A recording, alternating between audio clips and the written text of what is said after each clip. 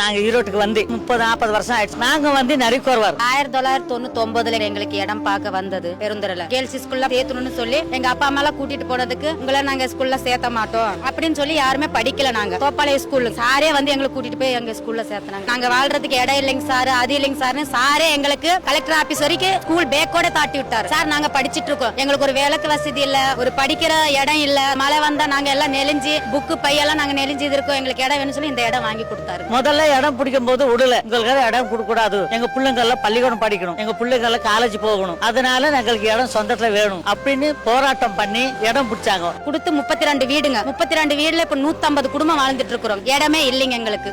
ஒரு வீட்டுல 2 குடும்பம் 3 குடும்பம் அப்படி வாழ்ந்துட்டு இருக்கோம். எங்க பார்த்தாலும் உங்களுக்கு நல்ல சலுகை இருக்குது அப்படிங்கிறாங்க. எந்த சலுகையுமே கிடையாது. நாங்க அந்த காலத்துல இருந்து எங்கேயோ தெருவுல கிடக்குத்தோம். இப்பெல்லாம் அப்படி இல்ல. நாங்களும் முன்ன ஏறணும், எங்க பிள்ளை குட்டி நல்லா படிக்கணும், வாழணும் அப்படின்னு தான் நாங்க முயற்சி பண்றோம். இங்க வந்து எங்க குழந்தைங்க இன்னைக்கு 12வது 9வது 10வது காலேஜ் வரைக்கும் படிச்சிட்டு இருக்காங்க. நாங்க வந்து முதல்ல வந்து ஊசி பாசி கட்டிக்கின்னு இருப்போம், சீப்பு கண்ணாடி அதெல்லாம் வித்திக்கின்னு இருந்தோம். நேரம் மாற மாற பெஞ்ச் கடை போடுறோம். எந்த தொழிலுமே செய்யாம இல்லைங்க, தொழில் செய்யறோங்க. ஆனா எங்க உழைப்புல தான் செஞ்சுட்டு இருக்கிறோம். எங்களுக்கு வர்ற சலுகைய வேண்டாம்னு சொல்லவே கூடாதுங்க. எங்களுக்கு கொஞ்சம் உதவி பண்ண கவர்மெண்ட் காரங்க நாங்க இன்னும் மேலுக்கு வருவோம்.